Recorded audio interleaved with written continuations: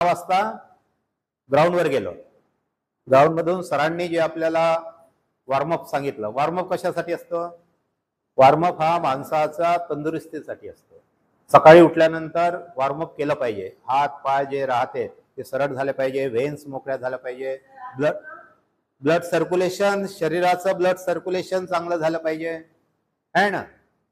आणि जोपर्यंत शरीराचं ब्लड सर्क्युलेशन व्यवस्थित होत नाही, माइंडला रक्तपुरवठा बरोबर होत नाही, तोपर्यंत माणूस तंदुरुस्त होत नाही.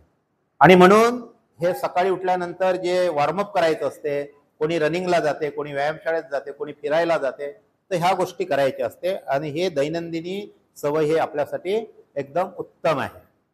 आणि आपण ते वॉर्मअप झाल्यानंतर जेव्हा काल आपण मग इकडे आलो, क्लासमध्ये बसलो, तर त्याच्यातून काही गोष्टी निदर्शनास आल्या.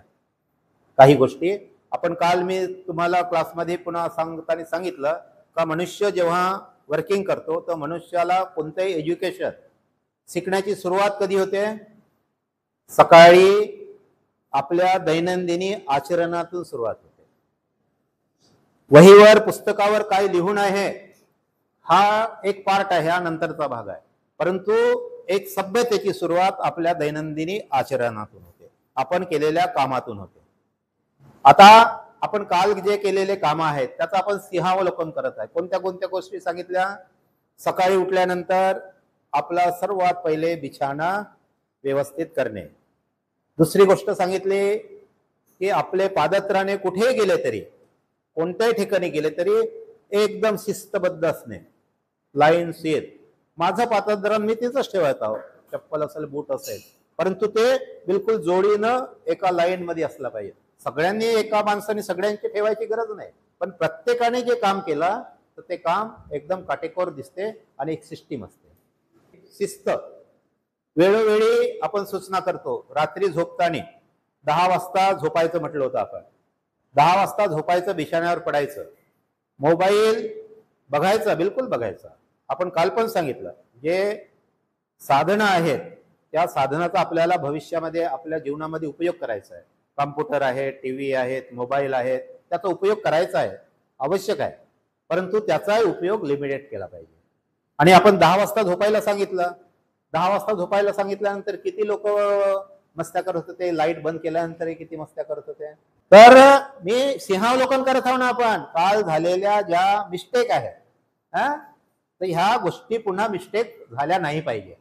आणि म्हणून त्याच्यासाठी ते सिंहावलोकन आहे. म्हणजे सिंहावलोकनचा अर्थ तुम्हाला कळला? सिंहाच्या चालण्यावरून सिंहावलोकन हा शब्द आला. तर ह्या ज्या गोष्टी आहेत, तर 10 वाजता झोपायचं म्हणजे झोपायचं. जेवणाला पद्धतशीर लाईनशीर चालायचं. काल ताईनं सांगितलं कसं चाललं पाहिजे माणसाने. जायचं असेल कुठे पटकन, नाही तर जाऊन पाहू नये म्हटलं कुठलं ना, ही सिस्टीम नको. एक चालण्यामध्ये, बोलण्यामध्ये, वागण्यामध्ये एक सभ्यता दिसली पाहिजे. बुद्धाच्या संघामध्ये आनंद नावाचे जे भिक्खू होते, अत्यंत प्रिय होते. ते आनंद नावाचे भिक्खू जेव्हा चारिकेला जायचे, चारिका करायला, तेव्हा भिक्षापात्र घेऊन चारिकेला जायची पद्धत होती. आणि चारिकेला जात असताना एखाद्या गावामध्ये ते जर जात होते, अख्खा गाव त्यांना बघायसाठी येत होते. गाव भिक्खू आलेत, कोणाचे आहेत? बुद्धाचे शिष्य आहेत, आणि त्यांना बघायसाठी येत होते. त्याचं रूप, त्याची बोलणं, त्याचा देहयष्टी, त्याची चालण्याची पद्धत, कधीही पण एक चालण्याची एक पद्धत पाहिजे, बॉडी लँग्वेज पाहिजे. बॉडी लँग्वेजमुळे माणसाचं कॅरेक्टर बनते, माणसाची एक सभ्यता दिसून येते. आणि जसे आनंद भिक्खूला सगळे लोक गावातले पाहायसाठी जात होते, त्यांचं रंग रूप, त्यांची पद्धत हे बघायसाठी जात होते. तर हे असे आनंद आणि असे अनेक भिक्खू बुद्धाच्या संघामध्ये होते. तर आपल्याला हा संघ निर्माण करायचा आहे आणि आपल्याला शिकायचं आहे. तर जीवनामध्ये, आपल्या घरी, आपल्या रिलेटिव्ह मध्ये माणसाचं एक वलय बनते. म्हणजे आता आपलं वय कोणाचं 22 असेल, कोणाचं 10 असेल, कोणाचं 11 असेल. मनुष्याचा जन्म जेव्हा होतो तर एक प्रतिबिंब माणसाचं उमटत असते, त्या व्यक्तीचं, त्या बालकाचं. कसं प्रतिबिंब उमटते? असा पॉइंट्स होतो. म्हणजे हे माणसाचं प्रतिबिंब उमटलं. मग तो वयाने जसा जसा मोठा होत जातो, वयाने हे माणसाचं प्रतिबिंब आहे.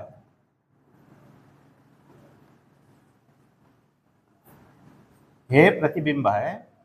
जसा जसा तो मोठा होत जातो, वयाने वाढत जातो, तर त्याचे ज्याचे गुण आहेत, चांगले गुण आहेत, ते चांगले गुणाचं पुन्हा एक मोठं सर्कल होते. पुन्हा मग काही त्याला बोलता आलं, चालता आलं, काही करता आलं, तर त्याचं पुन्हा मोठं सर्कल होते. आणि हे प्रतिबिंब जे आहेत, हे प्रतिबिंब कुठे उमटते?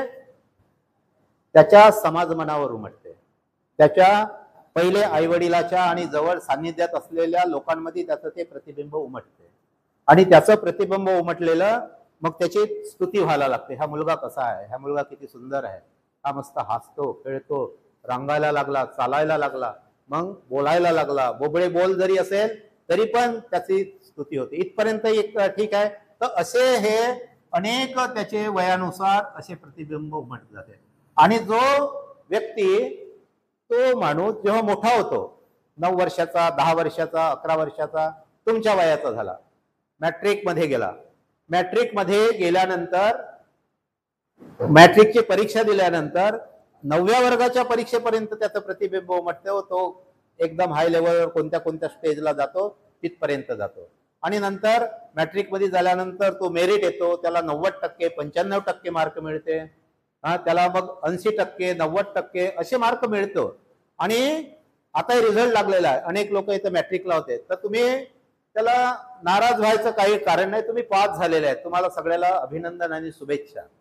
जे लोक मॅट्रिकच्या परीक्षेपासून पास झालेले, आणि तुम्हाला नाराज होण्याचं कारण नाही. प्रत्येकाची अपेक्षा राहते, आई वडिलांची अपेक्षा, माझ्या मुलाला 90% मिळालं पाहिजे, माझ्या मुलाला 95% मिळालं पाहिजे. आणि त्या पर्सेंटच्या काही पर्सेंट कमी राहिलं तर नाराज होत. पर्सेंट हे माणसाचं भवितव्य तर घडवतेच, परंतु फक्त पर्सेंटमुळेच भविष्य घडते असं नाही. म्हणून हे जे प्रतिबिंब आहे, असं प्रतिबिंब उमटत राहते. मॅट्रिकच्या रिझल्ट आल्यानंतर तुमचं प्रतिबिंब उमटलं. काही लोकांना कमी मार्क मिळाले तर नाराज झाले असेल, परंतु नाराज व्हायचं काय नाही. तुम्हाला संधी आहे. तुम्हाला ह्या बिंदूपासून कुठपर्यंत संधी आहे? हे तुमचं आयुष्य 90, 95 म्हणजे ह्या वर्षापर्यंत आपल्याला एवढं मोठं, म्हणजे किती गॅप आहे आपली? खूप मोठी संधी आहे आपल्याला खूप मोठी संधी आहे आपलं प्रतिबिंब घडवण्यासाठी, एक माणूस बनवण्यासाठी, माणूस बनण्यासाठी. म्हणून त्याच्यामध्ये डिमोरलाइज होण्याचं कारण नाही, संधी आहे. तुम्हाला मी बोलताना काल वगैरे कधी बोललो होतो, मी बाबासाहेबाला सुद्धा 35% मार्क होते, 35%. त्यावेळेस बाबासाहेब पास झाले. एक शेड्यूल कास्टचा पोरगा पास झाला म्हणून त्यांचा गौरव करण्यात आला. 35% मार्क होते. पण बाबासाहेब 35% मार्क होते तरी भारताचं संविधान लिहिलं. सिम्बॉल ऑफ नॉलेज, जगातले विद्वान व्यक्ती, समतेचे व्यक्ती का बनले गेले ते? कारण त्यांच्यामध्ये एक चिकाटी होती, त्यांच्यामध्ये एक धैर्य होतं. आणि 16व्या वर्षी 16 किंवा 15व्या वर्षी बाबासाहेब जेव्हा पास झाले मॅट्रिकची परीक्षा, त्यांचा सत्कार करण्यात आला. सत्कार कोणी केला?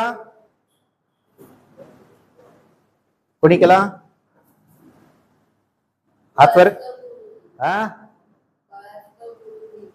केळुस्कर गुरुजी. आता केळुस्कर गुरुजीचा इतिहास आहे, आपण त्याच्यामध्ये जाऊ नये, कारण तो एक सब्जेक्ट पुन्हा वळण घेईल. केळुस्कर गुरुजी कोण? म्हणजे याचा अर्थ केळुस्कर गुरुजींनी बाबासाहेबाला बुद्धचरित्र नावाचा ग्रंथ दिलेला होता, बक्षीस. 16व्या वर्षी बाबासाहेबाला बुद्धचरित्र नावाचा ग्रंथ बक्षीस दिला होता त्यांच्या सत्कार समारंभामध्ये, मॅट्रिकच्या वेळेस पास झाल्यानंतर केळुस्कर गुरुजींनी. आता त्याच्यामध्ये 2 प्रश्न येते, आपण तिकडे घेऊ नये. म्हणजे बुद्धचरित्र, बाबासाहेबांच्या पूर्वी सुद्धा बुद्धाचा धम्म ह्या देशामध्ये अस्तित्वात होता. बाबासाहेब 16 वर्षाचे होते, मग त्यांना बुद्धचरित्र नावाचा ग्रंथ केळुस्कर गुरुजींनी बक्षीस दिला मॅट्रिकच्या परीक्षानंतर. चरित्र प्रेझेंट केल्यानंतर काय खलबल झाली बाबासाहेबांच्या चित्तामध्ये, मनामध्ये.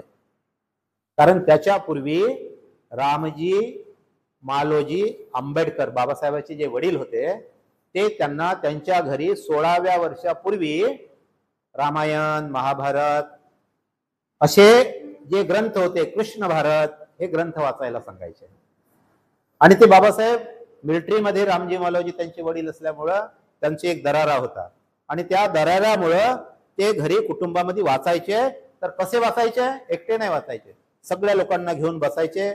तेव्हा काय होतं, कंदील होता, लाईट नव्हते, तर त्या कंदील असा समोर ठेवायचा उंच भागावर, गोल बसायचे, आणि तिथे बाबासाहेब हे सगळे धर्म ग्रंथ जे आहेत ते वाचन करायचे. जेव्हा ते ग्रंथ वाचून झाल्यानंतर, बुद्धचरित्र ग्रंथ वाचून दिल्यानंतर, त्यांना प्रेझेंट केल्यानंतर, भीमराव आंबेडकर जे बाबासाहेब व्हायचे होते, ते वडिलाला प्रश्न करतो, बाबा तुम्ही हे बुद्धचरित्र मला दिलं, हे मला फार आवडलं, कारण या बुद्धचरित्रामध्ये जे सिद्धार्थ बुद्धाचे जे पात्र आहेत, ते पात्र मला न्यायिक वाटतो आहे, त्याच्यापासून मला बोधक वाटतो आहे. परंतु महाभारत आणि रामायण जे पात्र आहेत, कृष्ण भारत, ते अन्यायकारक पात्र वाटतो आहे. बघा, आता आपल्याला काल भंतेजीने काही प्रश्न केले, काही प्रश्नाचे उत्तर देता आले नाही, परंतु बाबासाहेबांना 16व्या वर्षी बुद्धचरित्र दिल्यानंतर, रामायण महाभारतचे ग्रंथ वाचल्यानंतर त्यांच्या मनामध्ये प्रश्न पडला, प्रश्न निर्माण झाला, आणि असे प्रश्न, अनेक प्रश्न आपल्या मनामध्ये निर्माण व्हायला पाहिजे. प्रश्न निर्माण झाला का ह्या जगामध्ये असा कोणताच प्रश्न नाही त्याचं उत्तर नाही म्हणून. सगळ्यात पहिले आपल्या मनामध्ये प्रश्न निर्माण व्हायला पाहिजे, आणि मग त्याचं उत्तर शोधायचं असतं. तर बाबासाहेबांच्या मनामध्ये कोणता प्रश्न निर्माण झाला? ज्या आपल्या वडिलाला प्रश्न करतोय, वडिलाला प्रश्न करतोय, तुम्ही दिलेले जे ग्रंथ वाचायला सांगितले, मी वाचले, आणि केळुसकर गुरुजींनी जो ग्रंथ बुद्धचरित्र जे वाचायला दिला, तो ग्रंथ अत्यंत म्हणजे उद्बोधक, न्यायिक असा ग्रंथ आहे, आणि मला तो फार आवडला.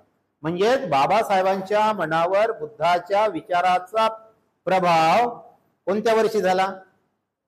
16व्या वर्षी मनावर हा प्रभाव झाला, आणि 16व्या वर्षी प्रभाव पडल्यानंतर तेव्हापासून बाबासाहेबांना जेवढं साहित्य वाचलं, मग ते ग्रॅज्युएट झालेत, ग्रॅज्युएट झाल्यानंतर बाहेर गेलेत शिकायला. ग्रॅज्युएट झाल्यानंतर काय अपेक्षा होती बाबासाहेबांच्या वडिलाची? गरिबीची परिस्थिती, सगळे त्यावेळेची, आणि कुटुंबाचा भार त्यांच्या वडिलांवर, रामजी मालोजीवर होता. रामजी मालोजीची काय अपेक्षा होती? खूप अपेक्षा नव्हती. आता मुलगा पास झाला, ग्रॅज्युएट झाला, माझ्या मुलानं कुठेतरी एक नोकरी करावं, आणि त्यांचं एवढं ताकद होती, कुठे जरी म्हटलं असतं बाबासाहेबांच्या वडिलांनी, तर त्यांना एक नोकरी कधीही लागली असते. परंतु बाबासाहेबांनी तेव्हाच नकार दिला. ग्रॅज्युएशन किती वर्षात होते? 20-21 वर्ष, 22 वर्ष, बरोबर आहे.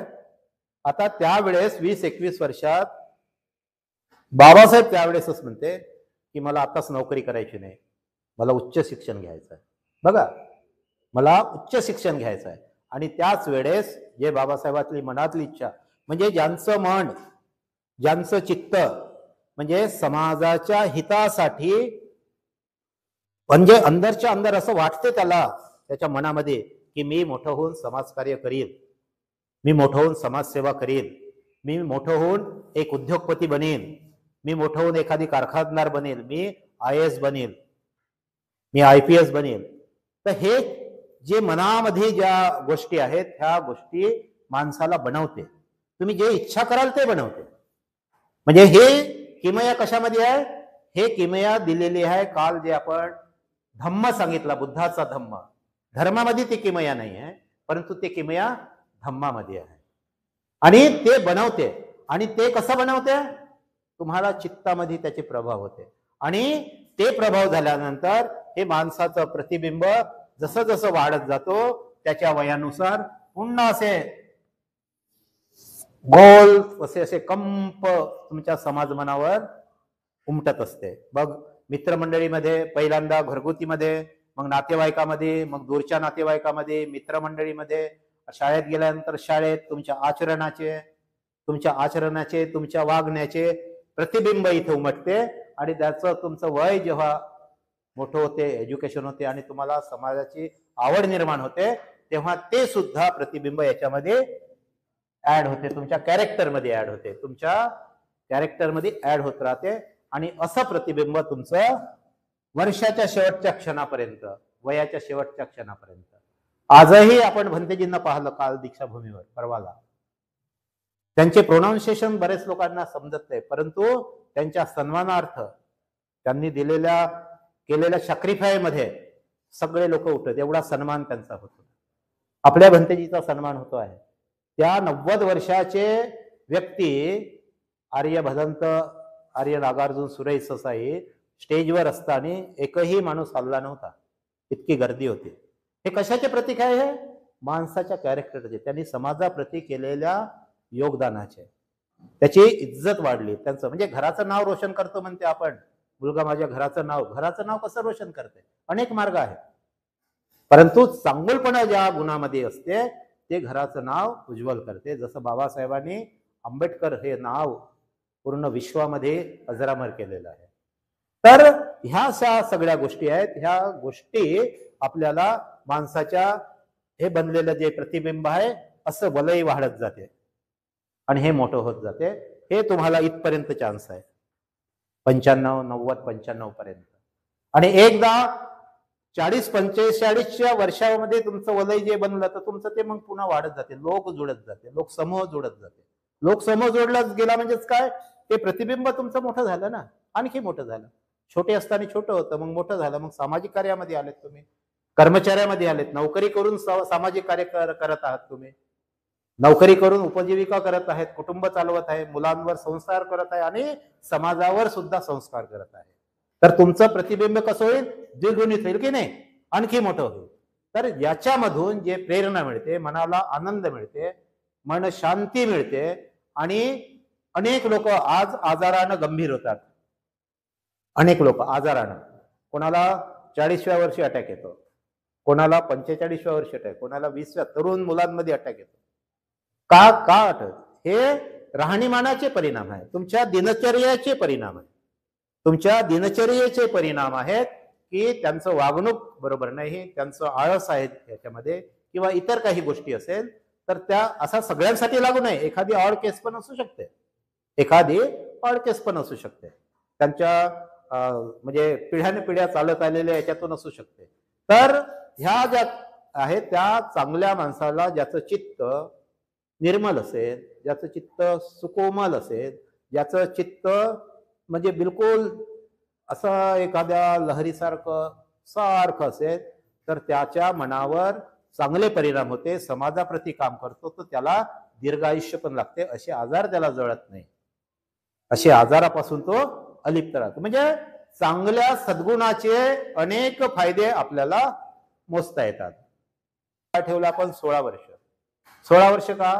तर 16 वर्षामध्ये माणसाचं जे वलय आहे, माणसाचं जे आहे ते बनत असते आणि चुकीच्या मार्गाने जर मनुष्य गेला तर चुकीच्या मार्गातून पुन्हा तो चांगल्या मार्गावर आला पाहिजे, कारण बाह्य वातावरणाचा परिणाम होते.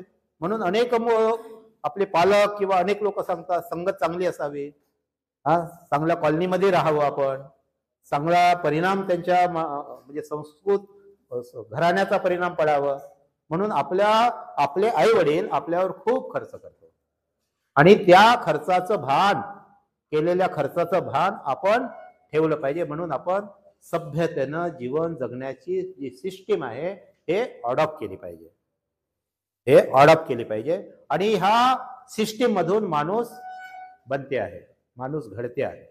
आणि हे माणूस बनल्यानंतर मग तर सगळं पैसा मिळतो, नोकरी मिळते, सगळं मिळतो, आणि मग तुम्हीच आज आम्ही उभे आहोत, आज आम्ही जे उभे आहोत हे तुम्हाला हे काम करायचं आहे भविष्यामध्ये. जरुरी नाही चिवर घालूनच केलं पाहिजे गृहस्थ म्हणून, परंतु एक चांगला सभ्य माणूस घडल्यानंतर हे काम भविष्यामध्ये तुम्हाला करायचं आहे. आणि का करायचं आहे की बाबासाहेबांनी जे संविधान आपल्याला दिलं, जे अधिकार दिले, संविधान दिलं, अधिकार दिले, त्या अधिकारातून त्याचं संरक्षण करण्याच्या दृष्टीने, आणि त्याला सक्सेसफुल करण्याच्या दृष्टीने ती जबाबदारी पर्यायानं आपल्यावर येऊन पडते. आपल्यावर येऊन पडते, आपल्या नव्या पिढीवर येऊन पडते. आणि त्याला सक्सेसफुल करण्याच्या दृष्टिकोनातून आपण वर्क केलं पाहिजे. धम्म समजून घेतला पाहिजे. बाबासाहेबांच्या, ज्योतिबा फुलेंचा, शाहू महाराजांचा, गाडगे बाबांचा, तुकडेजी महाराजांचा, हा संत महापुरुषांचा जो कारवा आहे हा जनकल्याणासाठी होता. बुद्धाचा कारवा बहुजन हिताय बहुजन सुखाय याच्यासाठी होता. तर हा जो कारवा आहे हा कारवा माणसाच्या कल्याणाचा मार्ग आहे. आणि म्हणून त्याला आपल्याला वाढवायचं आहे, त्याला मोठं करायचं आहे. आणि त्याच्यासाठी आपल्यालाही शिकायचं आहे आणि आपण शिकून आपल्या कुटुंबातील इतर लोकांनाही शिकवायचं आहे. फायदा समाजाचं काय, समाजाला कोण घडवणार. मग बाबासाहेबांनी आपला एवढा मोठा त्याग केला. बाबासाहेब काय म्हणायचे, तुम्हाला अनेक कोटेशन सांगता येते बाबासाहेबांचे. बाबासाहेब म्हणायचे, मी जर स्वतःसाठी जगलो असतो तर राजमहालाच्या अशा शिखरावर उभा असतो, हे मी बनू शकत होतो. परंतु मला ते बनायचं नव्हतं. मला ह्या समाज व्यवस्थेचा एक पहारेकरू म्हणून, एक पारद म्हणून या समाजाचा मला ह्या दब्या कुठल्या ह्या खाईत ह्या वर्ण व्यवस्थेतून उचलून काढायचं होतं. आणि म्हणून मी ह्या शिखरावर जाऊन बसलो नाही. हे कोण लक्षात कोण घेईल, बाबासाहेबाला कोण समजल, बुद्धाला कोण समजल.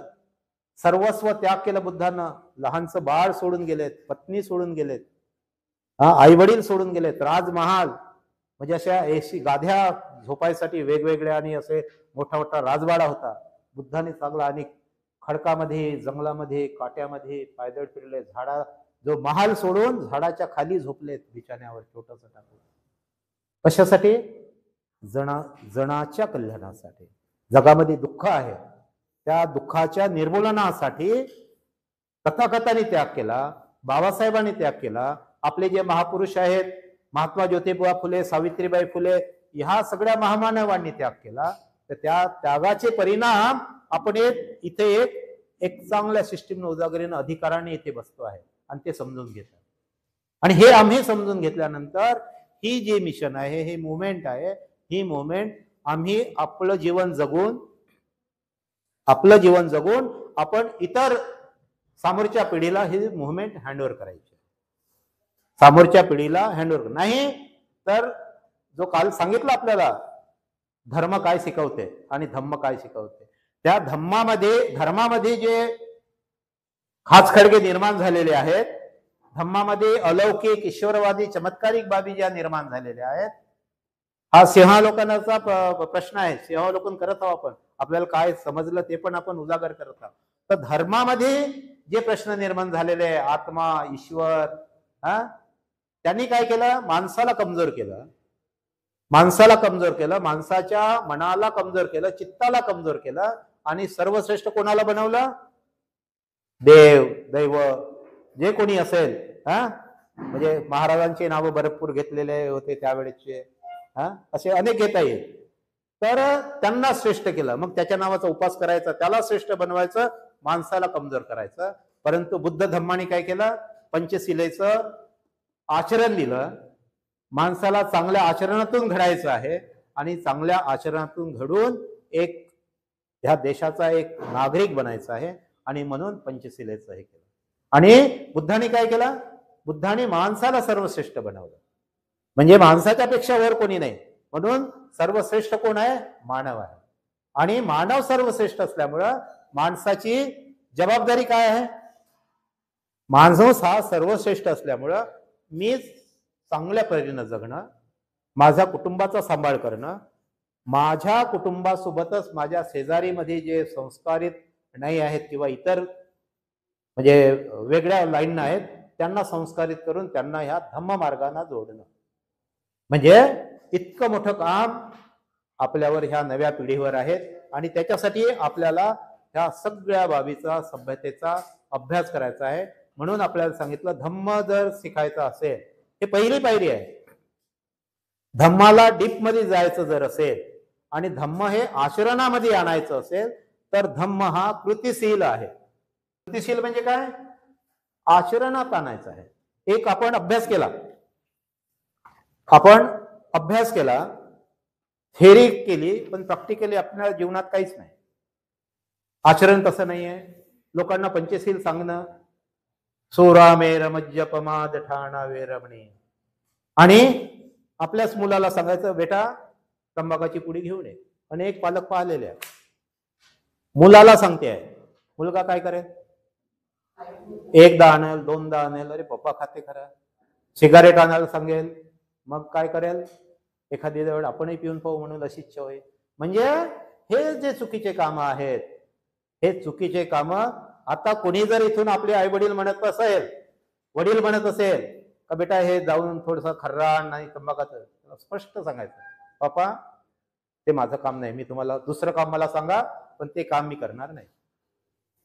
स्पष्ट आदेश द्यायचा, स्पष्ट सांगायचं. बाजारातून काय आणायचं आहे ते सांगा, भाजीपाला आणायचा आहे सांगा, किराणा आणायचा आहे सांगा, परंतु मी तुमच्यासाठी खर्रा आणून देणार नाही, मी तंबाखाची पुडी आणून देणार नाही. स्पष्ट सांगायचं, कारण ते आपली नैतिक जबाबदारी आहे. आपण धम्म शिकत आहोत तर आपल्या घरी तो रूढ करणं आपली नैतिक जबाबदारी बनते. आणि ही जबाबदारीतूनच वडिलाला वाटेल अरे बापरे काय फरक पडला, पोरगा 1 आठवड्याच्या प्रशिक्षणासाठी घेतला आणि काय मोठा फरक पडला, काय बदल झाला त्यांच्यामध्ये.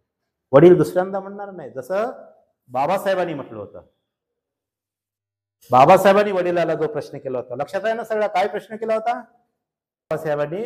रामजी मालोजीला उत्तर दिलं की तुम्ही मला जे चरित्र वाचायला दिलं हे अन्यायकारक पात्र आहे, आणि हे पात्र जे बुद्धाचं चरित्र आहे त्याच्यामध्ये प्रेमळ, मैत्रीभाव, करुणाभाव हे सगळं त्याच्यामध्ये आहे, आणि म्हणून मला ते आवडते आहे.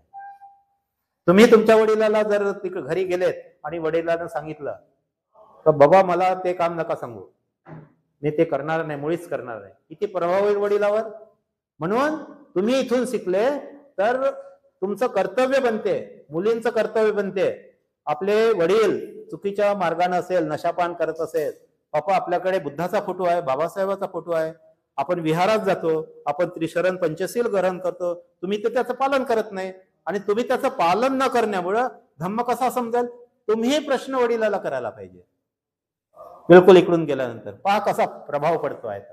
मुलांवर आई वडील खूप प्रेम करतात, आपल्याला कधी मारतही असेल, रागवतही असेल ना, परंतु ते बाह्य असते, परंतु इंटरनल चित्तामध्ये त्यांच्या मनामध्ये आपल्या मुलांचं भविष्य घडवण्याच्या दृष्टिकोनातून वडील खूप प्रेम करतात.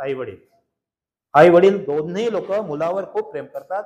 माझ्या मुलाचं भर एरवी काही प्रसंगी रागवतही असेल, परंतु ते प्रेम करतात. आणि असे प्रश्न तुम्ही जर वडिलांवर विचारल्यात त्या चुकीच्या मार्गाने जात आहात बा तुम्ही, हे असं काम करतात, तर ते वडील तुम्हाला नक्कीच दुसऱ्यांदा पाठवणार नाही, आणि त्याचा एवढा पॉझिटिव्ह परिणाम होईल की आपल्याला ते हवं असं वाटेल. अरे पुढच्या वेळेस म्हणाल तुम्ही पुन्हा जा, पुन्हा विचाराल भंतेजी तुम्ही मुलाला घेऊन गेले होते, एवढा फरक पडला का आता माझ्या मुलाला पुढचं शिबिर कधी आहे, पुढच्या वेळेस मिळेल. आणि त्याचा परिणाम पुन्हा असा होईल, तुमचा शेजारचाही म्हणेल तुमचा मुलगा गेला होता आणि खूप फरक पडलेला आहे तुमच्या मुलाच्या जीवनशैलीमध्ये, तर त्या वडील सांगाल, आई वडील सांगाल हो आमच्या ठिकाणी शिमेरेला गेलो होतो, नागपूरला 1 आठवड्याचं शिबिर होतं, आणि त्याच्यात धम्म इतक्या सुंदर पद्धतीत भंतेजीने शिकवला की त्याचं आचरण करायला सांगितलं, आणि त्याच्यामुळे त्याचा परिणाम एवढा झाला की त्या मुलावर बराच परिणाम जातो. तुम्ही पाहतो आहे,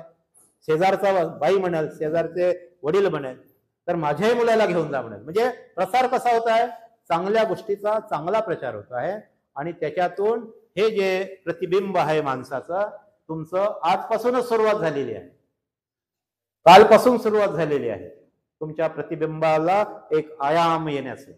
तर ते प्रतिबिंब आता तुमचं असंच वाढत जाणार आहे, आणि त्यामधून एक आदर्श व्यक्तिमत्व घडणार आहे. तर जेव्हा धम्म शिकवायचे लोकांना, बुद्ध जेव्हा लोकांना धम्म शिकवायचे तेव्हा असे हॉल नव्हते, लाईट नव्हती, परंतु झाडाखाली कोणत्या तरी महालामध्ये, कोणत्या तरी राजवाड्याच्या एखाद्या हॉलमध्ये जशी परिस्थिती असेल तसे. तर धम्म शिकवत असताना तथागत सांगायचे धम्माचं हे सगळं, परंतु श्रोत्यांची मनस्थिती, त्यांची मनाची तयारी धम्म श्रवण करण्याची, धम्म ऐकण्याची, जर ते नसेल काही कारणामुळं, खूप 12 वाजताचा टाइम आहे, खूप भूक लागलेली आहे आणि भूक लागलेली आहे ना, धम्म श्रवण करण्याची तयारी नाही आहे, इच्छा नाही आहे, श्रोत्यांच्या मनाची तयारी नाही आहे, अशा वेळेस तथागत त्या टाइम काढून देण्यासाठी अशा गोष्टी सांगायचे. आणि त्या गोष्टी, अशा गोष्टी लिहिल्या गेल्या त्रिपिटकामध्ये आणि त्या गोष्टी आपण अनेक भिक्खूंच्या प्रवचनातून तिथे ऐकलेल्या आहे. तो म्हणजे धम्म नाही आहे, कथा म्हणजे धम्म नाही आहे, ते एक बौद्धिक उदाहरण आहे. म्हणजे माणसाला प्रोत्साहित करण्यासाठी, माणसाला एक उत्तेजना निर्माण करण्यासाठी असे ते उदाहरण दिल्या गेलेले आहे. ते उदाहरण लिहिल्या गेल्या, त्या कलेक्ट झाल्या, तर त्रिपिटकाच्या माध्यमातून फेमस आहे आणि त्यालाच धम्म समजून अनेक लोक, अनेक भिक्खू ते सांगत असतात. तर तथागत सुद्धा अशा स्टोऱ्या सांगत होत्या. त्या श्रोत्यांची मानसिक तयारी जर नसेल, जशी आज तुमची स्थिती झाली आहे मी समजू शकत आहोत, कारण लाईन गेलेली आहे, एकदम गरमी व्हायला लागलेली आहे आणि आता तुमची ही तयारी नाही आहे का मी बोलत आहो ना हे कळेल बा ना ऐकल बा. तर अशा परिस्थितीमध्ये बुद्ध सुद्धा वेगळ्या मार्गाने सांगत होते. आता आपण सुद्धा इथपर्यंत आलेलो आहोत. आपण बाबासाहेबांचं कॅरेक्टर म्हणजे मॅट्रिकच्या अवस्थेत, मॅट्रिकचे उदाहरण का घेतलं मी, तुम्ही त्या अवस्थेमध्ये आहात. आम्ही सुद्धा म्हणजे त्याला डिमरलाइज होता कामा नये. आम्ही आमचे हे जे प्रतिबिंब आहे, प्रतिबिंबाला इतका मोठा पेस आहे आपल्याला वाढवायला 90, 80, 85 वर्षापर्यंत. तर ते संधी आपल्याला धम्माच्या मार्गातून येईल आणि त्याचं आपण सोनं करू, संधीचं सोनं करायचं म्हणतो. साहेबाच्या जीवनात ज्या संध्या चालून आलेल्या आहेत ते संधीचं सोनं बाबासाहेबांनी केलेलं आहे. बाबासाहेबाला विलायतेला जेव्हा गायकवाड, राजे गायकवाड होते, सयाजीराय गायकवाड, त्यांनी स्कॉलरशिप देऊन पाठवलं. बाबासाहेब शिकले तिथे. बाबासाहेबांनी एका वेळेस किती विषयाचा अभ्यास केला. तिथे बुद्ध धम्माचं अभ्यासाच्या, परंपरागत अभ्यासाच्या सोबत बुद्ध धम्माचे जेवढे काही पुरातन ग्रंथ मिळेल त्या सगळ्या ग्रंथाचं वाचन बाबासाहेबांनी केलं. लायब्ररी जाणारा पहिला विद्यार्थी बाबासाहेब असायचा आणि लायब्ररीचं जेव्हा वेळ होते तेव्हा निघणारा विद्यार्थी बाबासाहेब असायचा.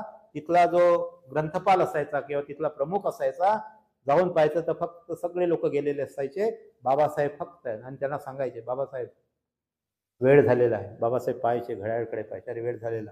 आजूबाजूला पाहते तर कोणीच नाही. म्हणजे इतकं भूक, तहान भूक विसरून जायचे, कारण बाबासाहेबांना त्या संधी जे मिळाले त्याचं सोनं करायचं होतं.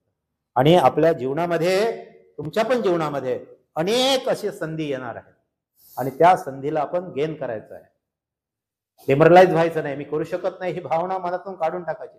मी करू शकतो, पॉझिटिव्ह, मी करणार आहे, मी करू शकतो आहे. तर ह्या जीवनामध्ये सुद्धा हे संधी चालून आलेली आहेत. 8 दिवस, 5-6 दिवस या ठिकाणी राहायचं आहे.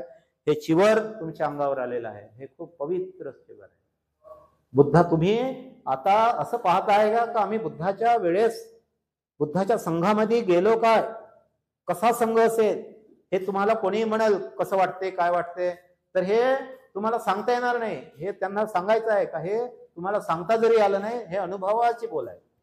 चिवर अंगावर आल्यानंतर आम्हाला कसं वाटते, तर तुम्ही पण चिवर घेऊन बघा, एकदा सेमिनारीला चालून बघा. 4 महिने ज्यांना वेळ असेल, 6 महिने, 4 महिने राहा तिथे. तुम्हाला जेव्हा शिक्षण होईल किंवा जे संधी आहेत ज्या वेळेस येईल, तुम्ही त्याचा अनुभव घेऊन बघा कसं वाटते ते. मी शब्दामध्ये सांगू शकत नाही, ते बोलायचं त्यांना. म्हणून लोभ नको, लोभ नको. त्या धम्माचे चाकोरीमध्ये राहून, बुद्धाच्या चाकोरीमध्ये राहून, बाबासाहेबांच्या, महापुरुषांच्या विचाराच्या चाकोरीमध्ये राहून आपल्याला ते शिकायचं आहे. आपण जसं आता आपलं प्रतिबिंब जे आपण काढलं, एक छोटं बाळ आहे, छोट्या बाळाचा मोठा झाला, नंतर झाला, आपण 90 वर्षानंतर आपण जगत आहोत, 80-90 वर्ष. तर हे तोपर्यंत आपलं प्रतिबिंब असं मोठं तयार होईल. म्हणजे आपण जसे असतो तसं, जे असू तसं, म्हणजे यथास्थितीमध्ये आपण जसं जगू, आपल्याला कसं जगायचं आहे आणि कसं बनायचं आहे. आपण अजूनही हजारो वर्ष झाले, 2-2.5 हजार वर्ष झाले महापुरुषांचे पहिले चित्र आपल्या समोर